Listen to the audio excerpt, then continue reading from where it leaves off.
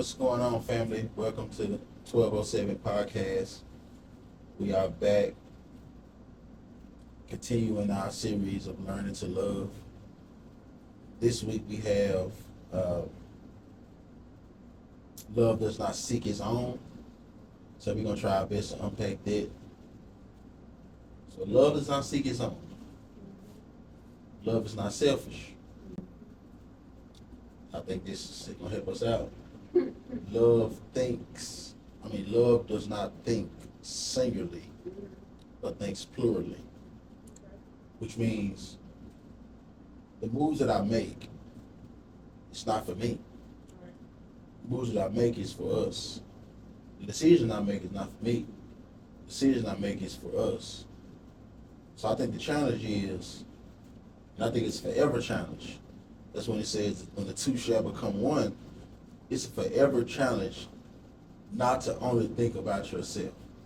Essentially, because we have all of these philosophical quotes and sayings that we have adopted as people, such as, the first law of nature is self-preservation. How true is that if I'm now one with a person? Or can it be applied to the point that it's still self-preservation, but now myself is not singular. Myself is plural. So getting out of the mindset, because tell you something, culture does not want a healthy relationship. They don't want a healthy relationship because everything was built on the constructs of a family, right? Everything was built on the constructs of marriage. And so you wonder why there's so much tension around marriage. You wonder why it seems like everybody is against marriage. Whether it be, believer's marriage, a Christian marriage, or it be outside of our faith, your marriage will be targeted because you have a group of people that believe that no one could be faithful, no one could be loyal, no one, they would rather have they would rather have 3 and 4 kids and buy this $500,000 house than to actually commit to one another. Right. So love being not selfish is saying that I'm not gonna do something that will better me, but put my partner in an uncomfortable place. Right. Like you said, the blessing of the Lord makes one rich and adds no sorrow. Like if I'm blessed, it shouldn't be sorrowful to my spouse. And if my spouse is blessed, it shouldn't be sorrowful to me. So it's a very difficult thing, especially when you, depending on how you grew up, if you grew up in a very toxic environment to the point where you may have had a house full of people, but you always felt alone, or you have brothers and sisters and mama and dad and 2-parent household, white picket fence, you got the dog, German Shepherd, Rottweiler, pit bull, you got what people want in life. You have that. But if you always felt lonely, a lot of times that can be transition over to while you married. And you start making moves, making decisions, and doing things as if you're the only one that's gonna be hurt if it doesn't work. Yeah. If you're the only one that will suffer consequences. See, honestly, a lot of things that's what stopped me a lot of times from doing dumb stuff. Is that, no, seriously, because everybody needs to have a sense of responsibility and accountability.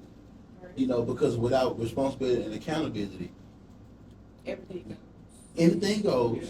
And you don't have nothing to ground you. You know what I'm saying? You don't have no principle.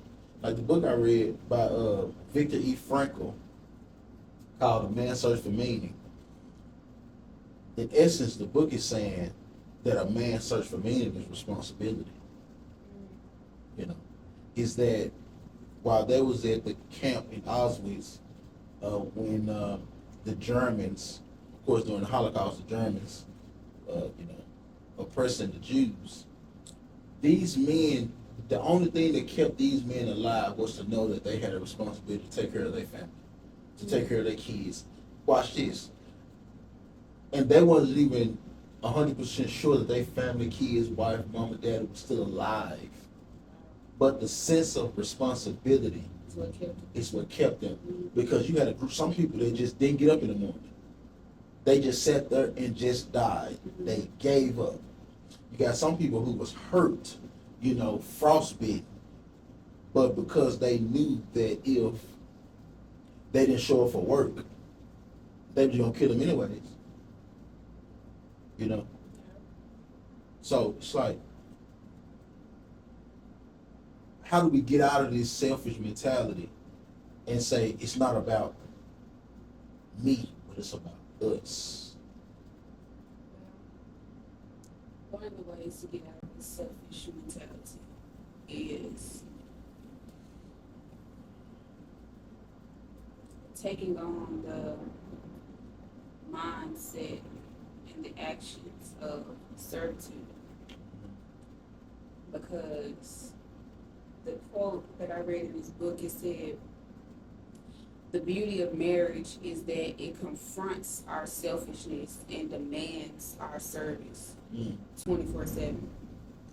And so, not so much of like material things or, what you quote unquote do for your spouse when it comes down to things and possession, things like that, but like, how can I better serve my spouse to where helping them also helps me? You know what I'm saying? And I actually want to read this verse that was brought to my attention when I was looking up servitude. And because my thing is, of course, anything that we do as human beings, but especially in marriage, it all represents the love of Jesus for us. You know what I'm saying? It all points back to him. And so I was just like, what does the word say about servitude? And it took me to Philippians 2, and I'm going to just start at verse 3. It says, do nothing from selfish ambition or conceit, but in humility count others more significant than yourselves.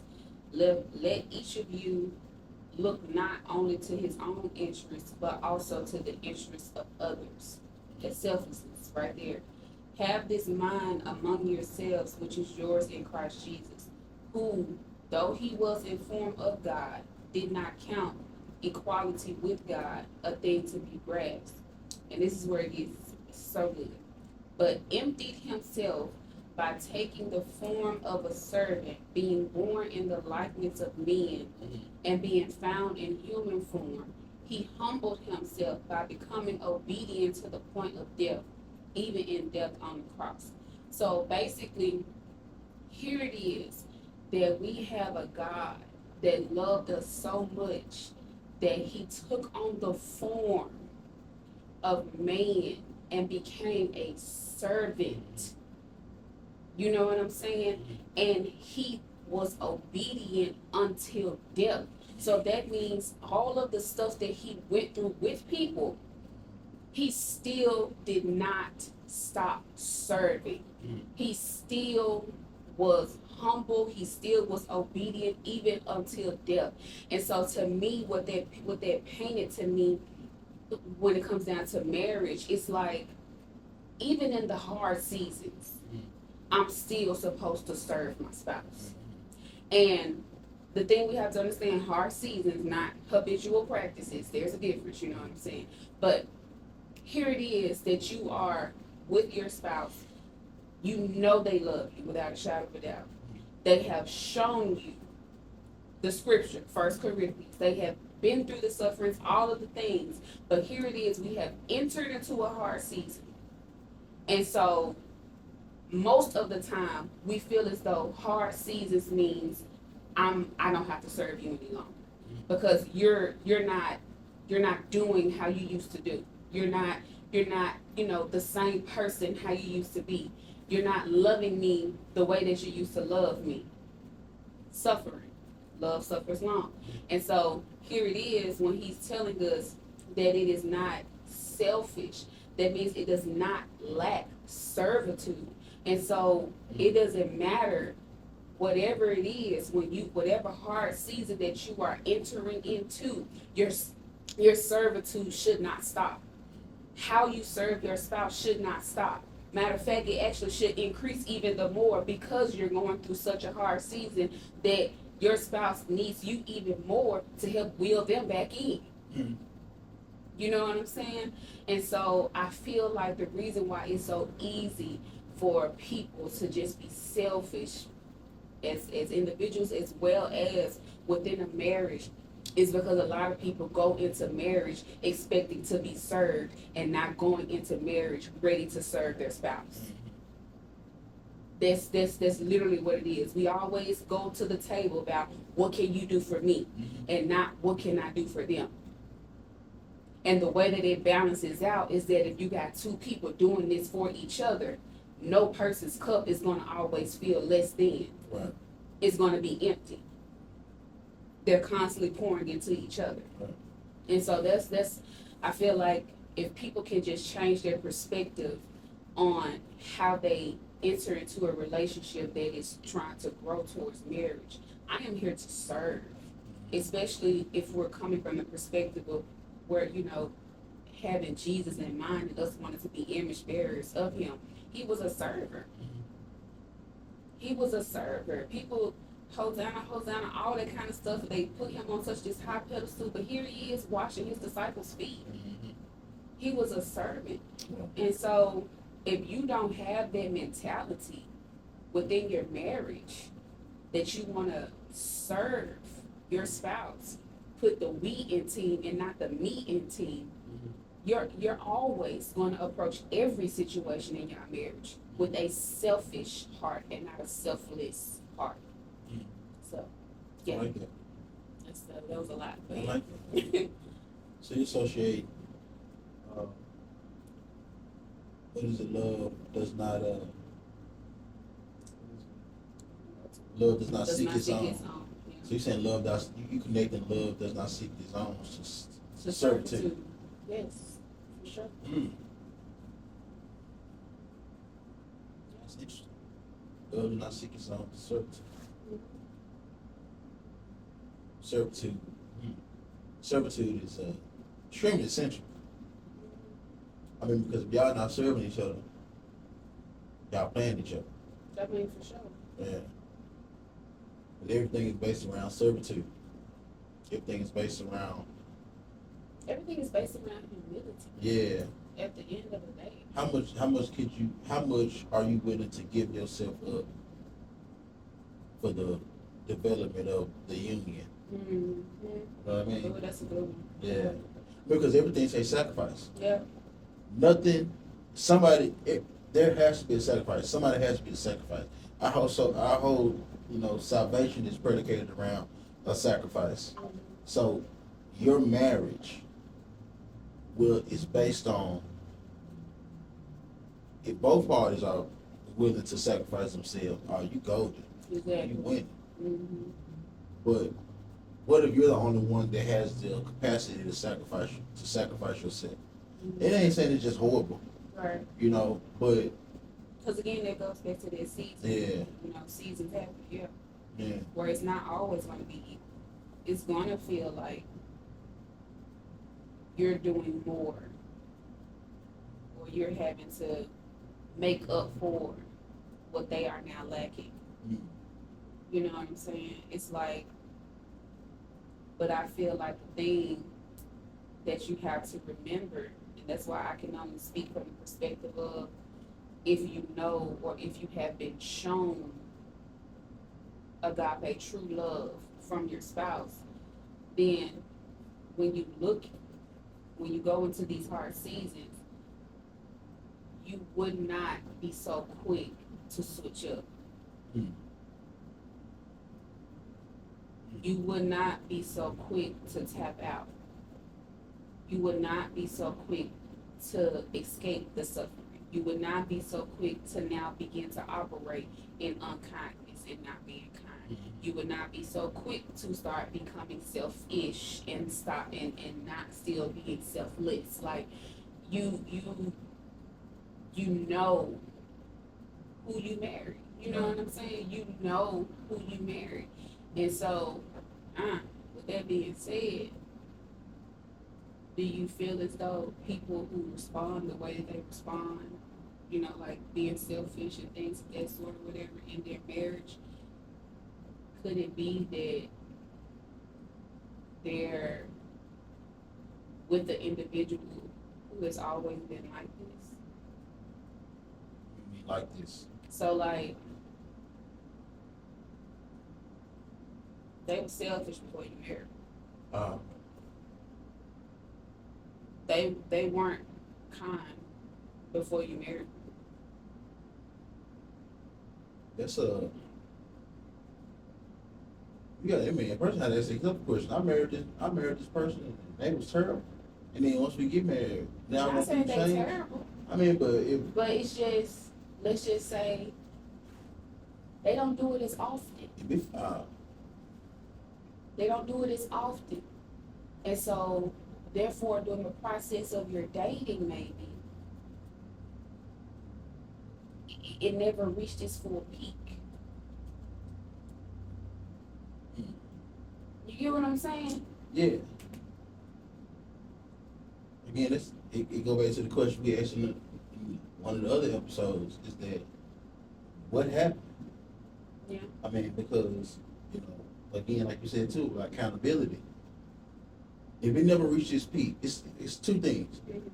If it never reaches its peak, first thing, it never reaches its peak because you never irritated that person enough to cause it to reach its peak. Second thing is that person is just so good at manipulation that they reach their peak, but they hit it. It's the N-word. Yeah. Can't stand the N-word. So that's twofold. I mean, maybe a person got comfortable, you know, and you know, just start getting annoying. And you just push them all to their peak, or they've been annoyed with you this whole time.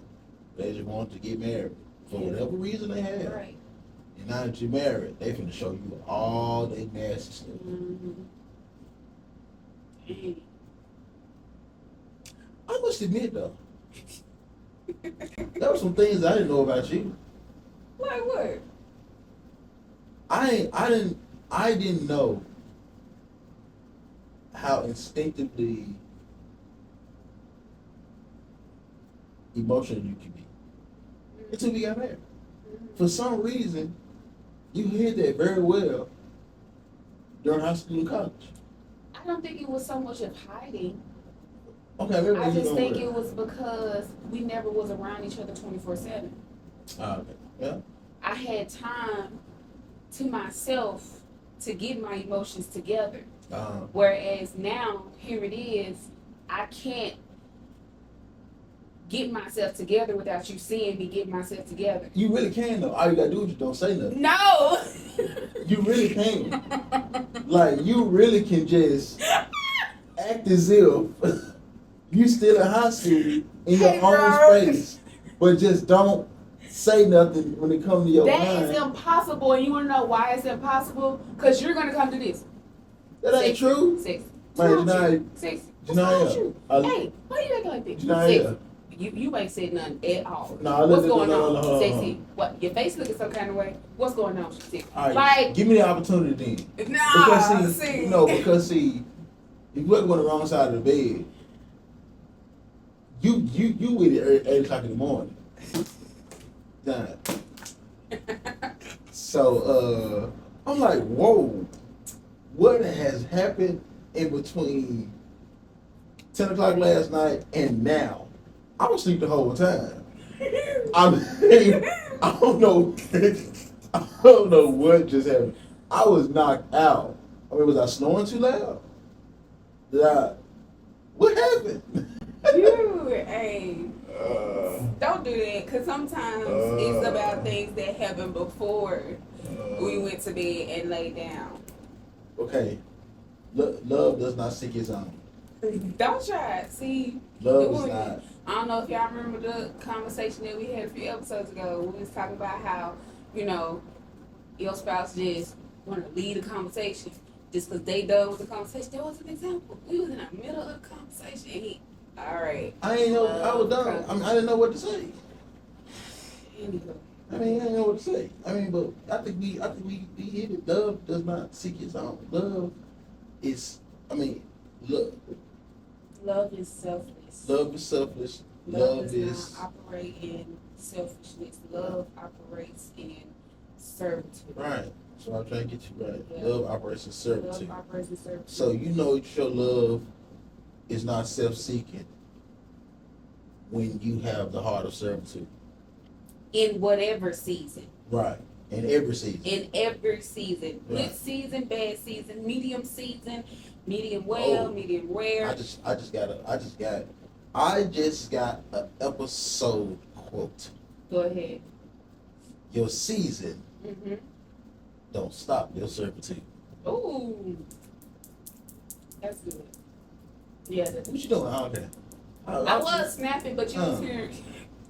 Either way, go, your nails popping and stuff. Whatever you do the snap fingers. See? Yeah, your season. Say it one more time. Your season don't stop your servitude. Your seasons don't stop your servitude. 1207 podcast. Hold on, wait. We're gonna have to do a part 2 on this one too. Because I had a question for you that we didn't get a chance to ask. And that was how to approach the different type of ways to serve when there is a gender role crisis. How to approach. Let's go one more time. How to approach the different ways of servitude when there is a gender role crisis. Because marriage don't operate in gender roles. That's propaganda, that's a fluke, that's a lie, that's trash. It is trash. Marriage operates off of a rhythm and a flow and balance. Which means that because I'm a man, I can't wash the dishes, and because you're a woman, you can't take out the garbage. Right.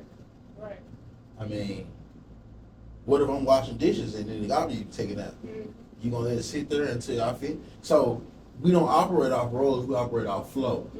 We operate off rhythm. Yeah. We operate off balance. Mm-hmm. So if gender roles is still an argument of yours, you know, that okay, let me try to dig into this. Mm-hmm.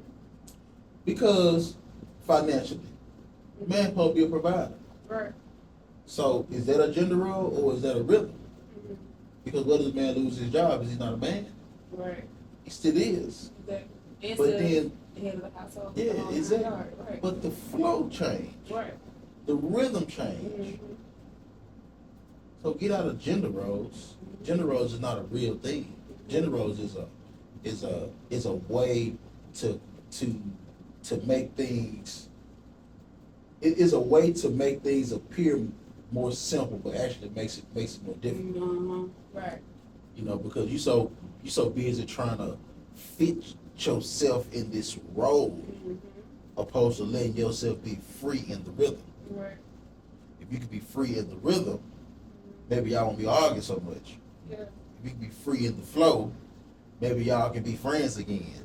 You know, Being free in the rhythm while standing on biblical principles. Yeah, absolutely. I mean, because biblical principles,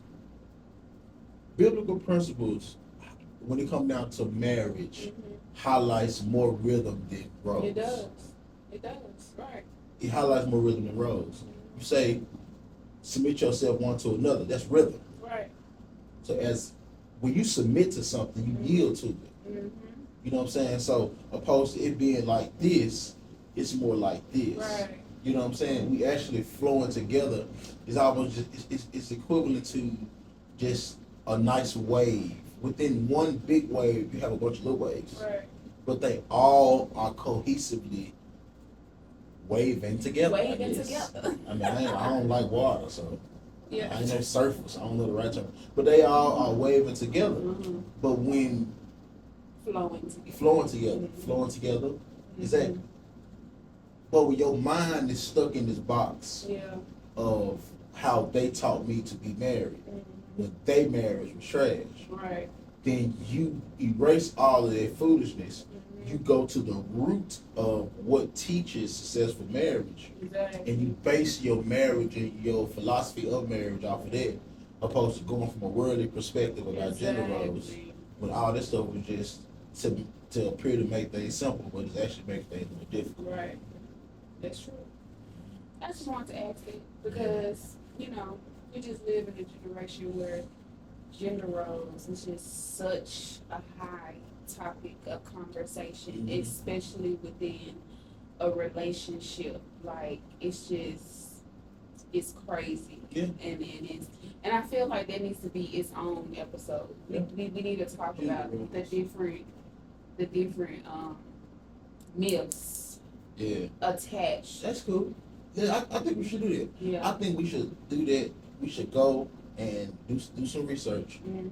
Get the most common Statistics and yeah. myths and Right. quotes that people have came up with about marriage. Mhm. And if it's true, we agree. It's true. If we can find some error in it, Yeah. we'll I can attempt just to see be it one. now. It's like I'm gonna just put a big old check mark. You gonna read them and be like, check, green check. That's true. And if it's wrong, big X, and I'm gonna try to find that sound that says big X. Like on Family Feud. But yeah, so you guys, love is not selfish. Well, I'm gonna say it like Does not seek its own. Does not seek its own. Therefore, it is not selfish. Love is selfless. Love is willing to operate in servitude in any season. Say your quote again. I think we should end with your quote. No matter the season. Okay? Seasons don't stop your servitude. There you go. Yeah. Well, That's it good. was longer. That's good. Nah, it wasn't long. Seasons- Maybe a word long. Season what?